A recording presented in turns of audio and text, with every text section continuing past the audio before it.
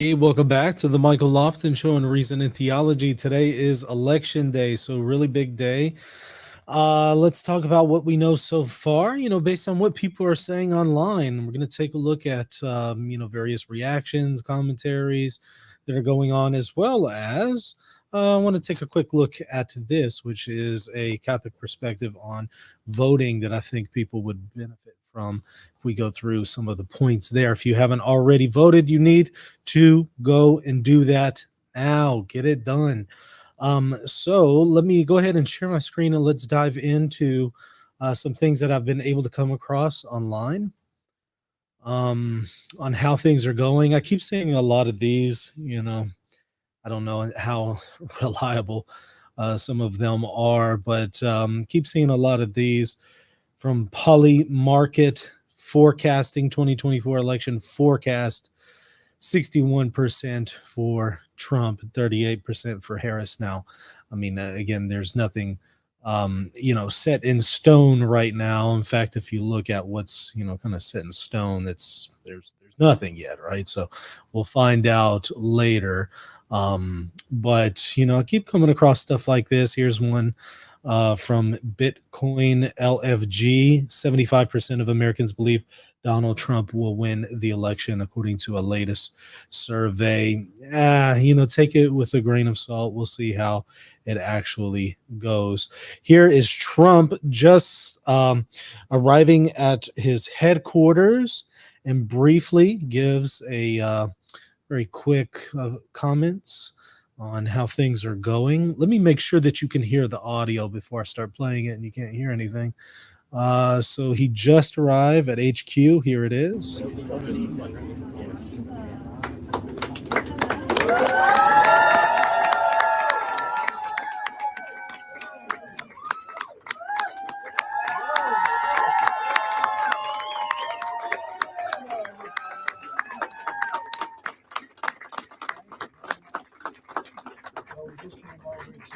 It's too early to congratulate, but we are hearing it's record kind of numbers.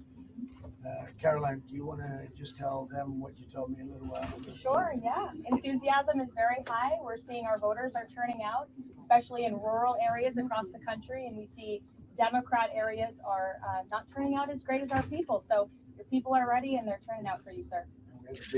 Yeah, I am seeing a lot of enthusiasm online for whatever that's worth. And look, remember, this is a guy who took a bullet for the nation. There has been 2 assassination attempts on his life. And so he has gone all out. So it's going to be curious to see how people react and respond to that. So let me show you some other things I was able to come across. This is not a speech, but an interview that he just gave that was shown on Fox News. And you could tell his voice is really sore. Like he has gone all out with the campaigning. Look, whatever happens, you got to admit, he gave it his all. He gave it his all, like nobody I've ever seen before. Let's see what he has to say. But we're going to go over to the office in West Palm, and we're going to say hello to the workers. They've worked very hard.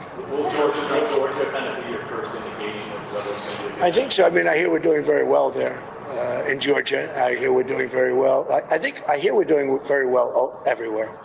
Now, I may regret that statement, but I'm hearing that we're doing very well.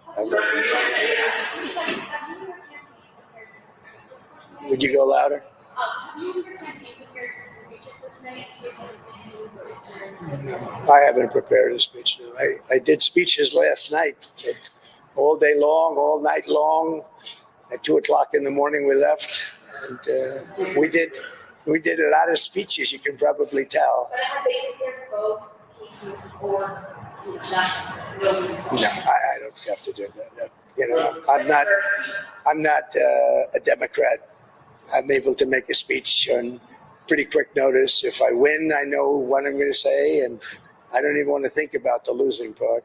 I would like to tell all of the people that are online, just stay online. We have tremendous Republican lines, and I've been asked actually to say it. It takes a while. I'd like to just make the statement that I'd like the Republicans to stay online. Democrats, if they'd like, they can leave. But I like the Republicans to stay online. One thing that I can appreciate about Trump, because I feel like I have this in common with him, I will just say it as it is, even though I know I'm going to be canceled by various platforms out there. So there's Catholic groups that don't want me to say certain things, but I say it anyway. And he's the same way. He's just going to say it regardless of how it shakes down. Let me grab this from the chat before we move to the next thing here. Some media coming across slightly biased across the pond. A lot of talk about women turning out and Kamala's abortion stuff and being a woman. And yeah, I've been seeing that a lot, and I've been seeing people say that one of the reasons why conservatives don't want to vote for Kamala is because she's a woman. And I just, in my experience, I don't ever see that as really part of the conversation as to why conservatives don't like Kamala. It more has to do with her policies, or maybe lack thereof. It more has to do with her convictions, her views, not necessarily her gender. I can tell you this: the vast majority of conservatives, I would bet, if she held to a conservative, traditional perspective, and Trump held to flaming liberalism or something like that, I think that the majority of conservatives would vote for her. So I don't think it really has anything to do with her being a woman for most people. I think it's more about the issue of policies, and again, in her case, maybe a lack of clarity on what her policies are. Oh, wow. Pretty cool. Hello, Michael Catholic from Malta. That's awesome. Good to see you, Steve. That's pretty cool that you're watching from Malta. Who else do we got watching? A lot of people from United States, I'm sure, but if we got people outside of the United States, put it in the comment section. I want to hear from you. Tell me where you're watching from. All right, so this one is pretty interesting. Let me share my screen to show you this. So just in Cambria County, PA, voting hours have been extended to 10 p.m. after there were issues with the voting machines this morning. Let's see what they have to say. Here we are in Cambria County in front of one of the voting centers, and you're one of the workers, right? Yes. Okay, so what's happening? So as of right now, the voting machines are just not scanning. We can accept the vote on the paper ballot. They are currently working on the issue. Once they get the issue fixed on the Scantron, that's the part that counts the vote, the machine that counts the vote, they will come back, fix it, and then the poll workers are going to scan in the ballot. Another thing that people need to know is the ballots are all delivered to the courthouse as a backup also. Okay. Do you think there's any possibility that this chaos could, be, some type of conspiracy? I'm sure there's going to be conspiracy theories out there. For myself, I think it's just a small error. I mean, it's a large error, but a small error at the same time. And I think it's just a coincidence at this point. How many places is this happening? This is all over our county, as far as I know. I'm not sure who else it would be affecting. I do know systems are different throughout Pennsylvania. So I know it's affecting Cambria County right now, and it seems to be all of Cambria County. So it's a consistent issue across the board. Okay, so are people actually going through the voting process? Yes. They are. So they're not walking away. They're dropping the ballots in. We are letting the voters know so they're informed of what's happening. We are also telling them how the backup works. And just for people to know, this backup has been in place since we got these voting machines. I believe they started in 2017-ish. Don't quote me on the year, but so we've been trained on, if something happens that they're not scanning, this is what you do. And there's actually a list. Look, why can't we just go back to paper ballots? When I went and voted, I voted early about a week or so ago. It was electronic, and it's just I'm thinking, why? It just seems like there's too much opportunity to manipulate these machines whenever that is the possibility, or that is the choice here for voting. I feel that it would be best to just go back to paper voting. I don't know why there is an insistence on it being electronic, unless there is some kind of intention to rig elections. I don't know. Maybe there is a more logical, a reasonable explanation that doesn't go down the conspiracy theory rabbit trail, maybe, but it does seem sus, as the younger folks say. Of what we should do for the workers. And there's the redundancy inside there as far as Yes. workers. They're kind of like looking over the shoulder because you said you're dropping the ballots into like a ballot box right now, Yes. the paper ballot, and then you're going to feed them back through once the machine's Yes. back up. Normally, when you come in and everything's working, you scan it in and it drops down into the box and we collect it at the end of the night. Right. You're still sliding it in. There's an auxiliary slot. Okay. And then we'll just go through. We will not know whose ballot is whose. And we are going to have people watch us put them in just for checks and balances. Now, in my case, I had to show an ID, but I understand that some people are saying they weren't required to show identification, and that's certainly an issue. In fact, that brings up the next video that I want to show you that I saw earlier this morning. This is coming from Fox News, who reported it. Let me share it and show you. Just got involved in making sure the election is fair. Along straight ideological lines, the High Court has just cleared the way for Virginia to remove non-citizens from its voting rolls, basically upholding Virginia's election laws. The state of Virginia was adamant these were individual non-citizens. And remember, it's illegal for a non-citizen to register and say they're a citizen. It's also illegal for a non-citizen to vote. And they should expect, if they do vote illegally, they will be prosecuted. The U.S. Supreme Court just got involved in making sure the election is fair. So what's going on here is the Supreme Court had to get involved in saying, okay, these people who are not actually citizens who voted, you don't have to count their votes. Even though it's already illegal, so why would you even have to take it to the Supreme Court? Why would anyone even contest that? What's the purpose there?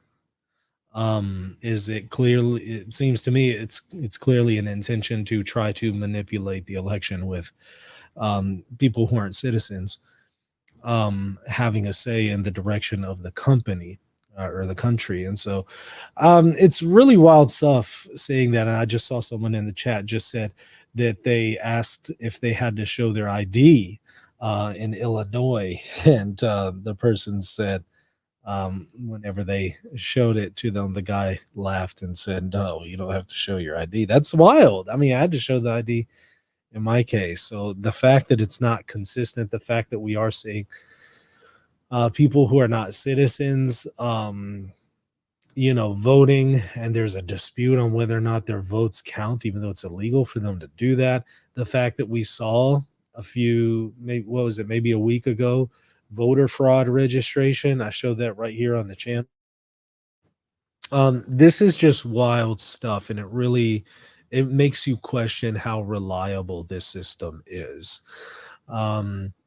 So I see some are saying Trump will end the war in Ukraine. I mean, he assures people he will end that war and the issue with Gaza. I don't know if that's just talk or if he'll actually get it done. He is the kind of guy who will basically say, hey, unless you do this, I'm going to do X, Y, and Z. And X, Y, and Z is something that those nations don't want. And so at that point, they'll comply.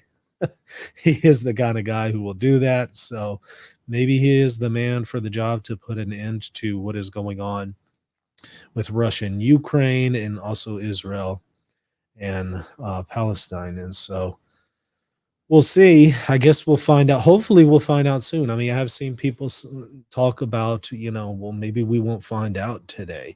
Maybe this will be something that lasts for a few weeks. I'm really concerned if that is the case, if we don't find out immediately. That would be very troubling. Let's take a look at what Oprah is saying.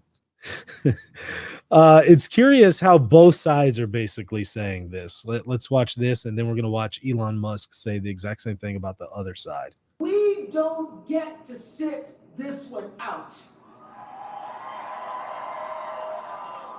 If we don't show up tomorrow, it is entirely possible that we will not have the opportunity to ever cast a ballot again. And we don't get. Well, that didn't happen when Trump was in office the first time. So what are you talking about? So she's saying, if we don't go and get Kamala elected, this might be the last time you actually get to vote. Okay, that's just clearly ridiculous and fear-mongering. Oddly enough, though, we see then Elon Musk saying the exact same thing about the opposite side, though. Well, I'll say it again, man. I think this is the last election. If Trump doesn't win, this is the last election. I think you're right. Yeah. I think you're right. I think people, and a lot of people are waking up and realize that have been lifelong Democrats. Guys like Bill Ackman, guys like Chamath. Yeah, exactly. Tulsi Gabbard switched over to the Republicans. Like, there's a lot of people who their whole life they've been left wing, and they realize, like, I can't do this anymore. You and I used to be Democrats. Yeah. So yeah. It's nuts. It's nuts, man. And if the Dems win this election, they will legalize enough illegals to turn the swing states, and everywhere will be like California. There will be no escape. That is so insane. This is the final. This is it. This is the last chance. Has anybody tried to I push just want to, back? like, go out and vote. Vote like your life depends on it. Vote like your future depends on it, because it does. This is the last chance, man. So both sides are saying that, right? And they're saying that about each other. So very polarizing, as you can clearly see. And yes, Rogan just came out last night and endorsed Trump. Now, I don't know exactly why he waited to the very last minute, the night before the election, to endorse Trump, but I have a theory. And that theory is he originally had Trump on his show, but he also wanted to give Kamala an opportunity for her to come on. So I think he did not say that he endorses Trump early on, because he wanted to leave room for Kamala to be able to come on, because that's good for the views, and also because he might be able to pin her down on some issues and have an honest conversation. So in order to not scare her away, he did not endorse Trump early on. But after she confirmed she is not going to go on Joe Rogan's show, he called her out immediately on Twitter yesterday. It was pretty funny. And then we saw last night he endorsed Rogan. So, yeah, I think that's why he waited kind of to the last minute. I don't know if that was a good idea. But that's my working theory on why that happened. Lantias says, you're not a Catholic if you're pro-choice. Say it, Michael. Well, there you go. I said it. You're certainly not a faithful Catholic if you're pro-choice. In fact, we're going to talk a little bit about that as we go through this here in a moment. But yeah, there's clearly some. Now I have to say there's some issues with Trump on the question of life as well, life issues. But when it comes down to that particular issue, one is worse than the other.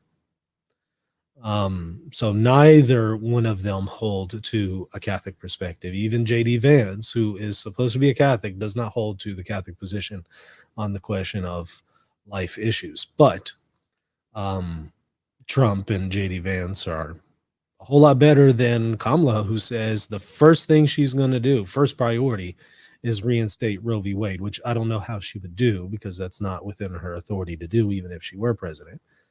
But she makes it a point that, hey, that's my first thing.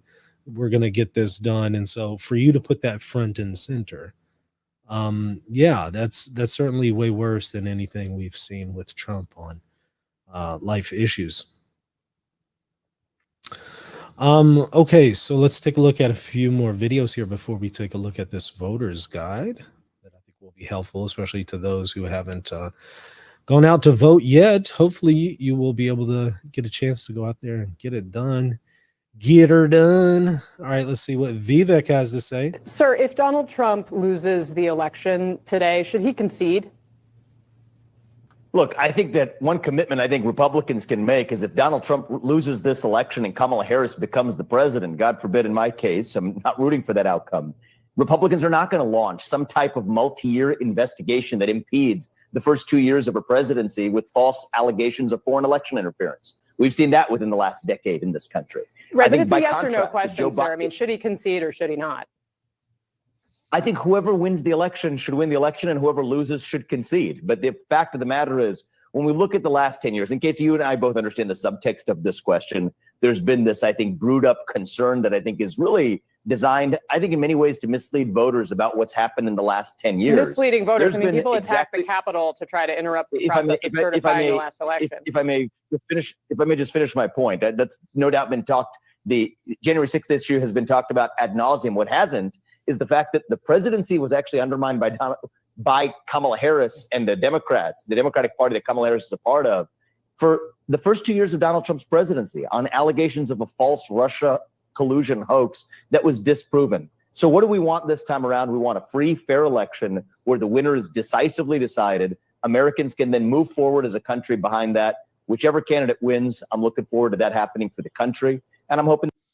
Vivek coming through with the W. And another here. There's a little more to it. The majority of voters in America are women, straight up. If Donald Trump's going to win this election, he needs men to vote for him in greater numbers than women vote for Harris by greater percentage. Is Trump going to be able to do that tonight? I think he is, and that's one way to cut it. I also look at other demographic groups that have historically gone for Democrats that are clearly coming our way this time around. Greater portions of the Black vote and Hispanic vote, I think, no doubt. And then you put your finger on an important one, where I have traveled college campuses, met with young people across the country, and especially in swing states. And I think decisively, we're going to see a greater shift in Gen Z towards voting for Donald Trump this time around. Casey, principally motivated by staying out of foreign conflicts, avoiding World War III, growing the economy, and bringing down housing costs. Those are some of the issues most on the minds of young Americans. And I think those shifts are together going to comprise, I think, a new coalition for Republicans. Reagan was the last Republican candidate to do this, to really build a new coalition. I think that's happening in plain sight. And if my experience traveling the country is any indication, I think that's going to be very positive for Donald Trump tonight. I will say it's anecdoted for sure. I feel like Vivek should have been VP over JD Vance. I don't know. I don't know. I guess JD Vance doesn't just strike me as someone exceptional. Whereas in some ways Vivek does, but maybe I'm misinformed here. Maybe I'm wrong. That's fine. I certainly want to hear from y'all. What do you think? Do you think Vivek should have been VP instead of JD Vance, or do you think Trump got it right to begin with as far as the VP pick? Sure, but conversations among moms, other women I run into about young people, not necessarily quite college age yet, but they perhaps are showing, especially men, an inclination to be more willing to vote for conservatives than perhaps people would have assumed in the past. You mentioned wars, foreign conflicts. Do you think that's the main issue for them? I mean, what is driving that? Yeah, if I had to boil it down to two issues, one is the concern that if there is a foreign war, God forbid, that the United States is involved in, that's going to fall on Gen Z's shoulders. I think there's a lot of skepticism, even from the millennial generation on down, about the failures in Iraq and Afghanistan. I think people give Donald Trump a lot of credit for not being a partisan, in the sense that he was actually bucking the Republican trend of supporting wars like the Iraq War. I think that's carried a lot of credibility with young people who feel duped by a lot of the bases for entering those wars. And then you look at the results in terms of the Ukraine conflict and the Middle East conflict. We didn't have that under Donald Trump. So I think that's probably the number one motivator for young people. Combine that with rising costs. What we've seen over the last several years, and this is a hard fact, is that prices have gone up, but wages have not kept up. And that keeps the American dream out of reach for a lot of those young people. I think the top concern, frankly, for people graduating from college with debt is, are they going to be able to start a family and own a home? And it is a hard fact, Casey, that about 4 million Americans, fewer Americans, own a home now than they did under the Trump years. And so I think those are the two factors, especially motivating young voters, especially young men, but I see it among some young women too. This is a real concern. Lantia says that he thinks that JD Vance really, showed some serious promise whenever he smashed Tampon Tim during the debate. As far as that, I have to say, well, certainly he was incredibly victorious in that debate. But then leads me to the next thought that I had after that, and that is, if for some odd reason, Kamala wins and then something happened to Kamala, Tampon Tim would be our president. Let that sink in for a moment. Let that sink in. Wow, I don't think I could do it. I don't think I can do it. Oh no. Oh no. That's just a really scary thought. All right. So I also came across this. Looks like a lot of people are turning out to vote. I've been seeing stuff like this all day long. This is Pennsylvania. This person says, I live in a very rural area, so this is massive. A line of very long line of vehicles.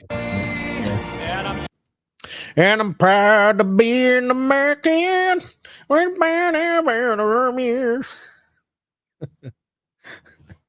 been hearing that song so much. Isn't that the main song for Trump and his campaigns?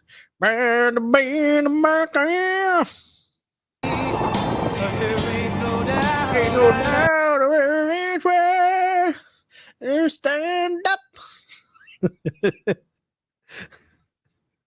I had never heard of that song before Trump. But look at that. That's crazy. Long lines. I hope they don't just say, you know what, that line is too long, so I'm out. I'm not doing this. No. Don't do that. Wow, look at that. We're still going here. Pennsylvania, York County. Wow. That is wild. How long is this line? Wowzers. Oh, man. Ponte says it's a good song, but God Bless America is better.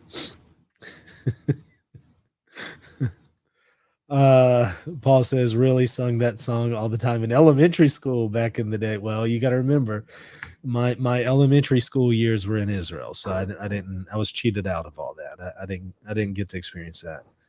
Unfortunately, I was deprived of all these wonderful things that y'all got to experience here in America growing up.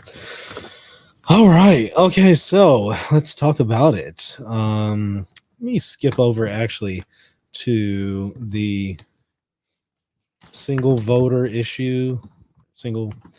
issue voters section here that I thought was helpful. This is from a pamphlet called In the Voting Booth, A Catholic Perspective.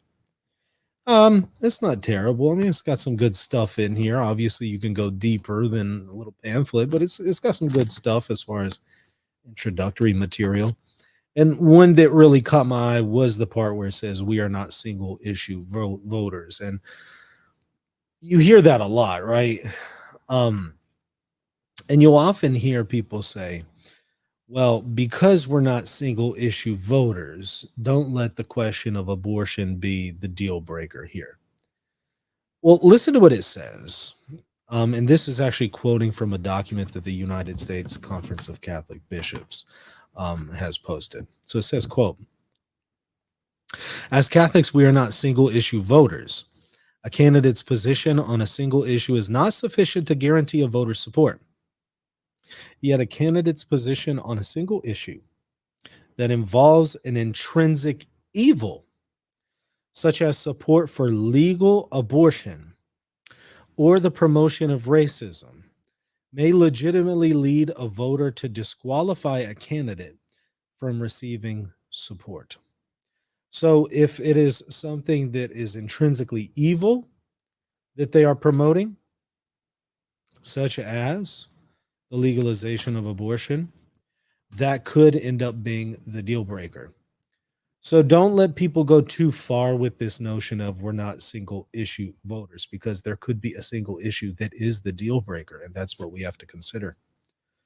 Now it kind of talks a little bit more about, okay, well, who to vote for if you have a situation where neither candidate really lives up to Catholic principles, which I think is the case here, right? It says, if no single party or candidate in a given election conforms to our key Catholic principles, what are we to do? It notes it is clear that one absolutely may not vote for a candidate who takes a position in favor of an intrinsic evil, such as abortion or racism, if the voter's intent is to support that position. But neither can one use a candidate's opposition to such evils to justify indifference or inattentiveness to other important moral issues involving human life and dignity. There may be times when a voter selects a candidate who holds an unacceptable position, but this can be done only for truly grave moral reasons, not just for partisan or personal interests. It may involve the prudential judgment that one candidate seems likely to do less harm or is more likely to pursue other positive priorities. So, if you have both candidates that are not living up to Catholic principles, so they both support something that is intrinsically evil, at that point, you go with the one that will cause less harm and is more likely to pursue other positive priorities. It says, if for a grave reason we do vote for a candidate who holds positions contrary to fundamental moral goods, we have a duty to make our opposition to these positions heard, writing letters, speaking up at forums, and participating in local party political activities are ways to steadfastly assert our Catholic values. So if you do vote for the lesser of the two evils, and that lesser of the two evils still holds to something that is intrinsically evil, you want to make known to that person the best that you can that you don't support this. So I also want to read this quote here from Benedict that I thought was helpful. It's at the very on the very front. And he talks about the responsibility of voting. Because some people say, I don't even want to do this. I'm not really interested. Well, here's what Pope Benedict XVI said. This is, of course, the Pope right before Pope Francis. The Second Vatican Council exhorts the faithful to perform their duties faithfully in the spirit of the gospel. It is a mistake to think that because we have here no lasting city, because heaven is what we're striving for, but seek the city which is to come, heaven, we are entitled to shirk our earthly responsibilities. This is to forget that by our faith, we are bound all the more to fulfill these responsibilities according to the vocation of each one. So we have a duty to our society. Just because we're striving for heaven doesn't mean that we completely forego and forfeit our duties and responsibilities here on earth. And I've seen a lot of people who take that perspective. I think I see it especially with some Protestants. And it's wrong. And it causes a lot of problems because Christians then don't make known their position and they don't show as much influence as they should in society. And that changes things. So if Christians were being more active in society, that would impact things. And we are not of the world, but we are in the world. We still have to be here and we still have duties. Think of it this way. I've seen some people say, well, I don't have to worry about all that. God's in control. What a ridiculous thing to say. What a foolish thing to say. Because let's change the scenario. Somebody breaks into your house, they're about to kill you and your family. I don't have to worry about it. God's in control. You're a fool if you think that. You're a fool. No, go protect your family. Please go protect your family. Don't just say, no, I'll let them just, kill my wife and kids. God's in control. What kind of man are you at that point? Are you a coward? I mean, no. You go and protect your family. What are you doing? So somebody who just says, God's in control. Yeah, God's in control, but he also expects you to exercise your free will and to impact society. So we can't just say, well, God's in control, so I don't have to worry about it all. Back when I was a Protestant, that was the way I thought. And I think a lot of people think that way. And I realized, with further reflection and study and just with, growing in age, you realize, yeah, that's a terrible perspective, because you don't really live like that elsewhere. You take control of your destiny. You take control of things in other areas of your life. But then when it comes to politics, you don't want to get involved. God's in control. No, that's just being lazy is what that is. You can't do that. And you don't live like that elsewhere. So don't do that here, especially when other people are impacted by your choice or your lack of a choice. So get out and vote if you haven't already. Let's see. I'm trying to look online to see if there's any other updates here. Y'all are also welcome to alert me to anything that's going on in the chat. Be sure to let me know if there's some breaking news going on right now. Certainly inform me the best you can. If not, I will have a later stream later on tonight once we start seeing more information about the polls.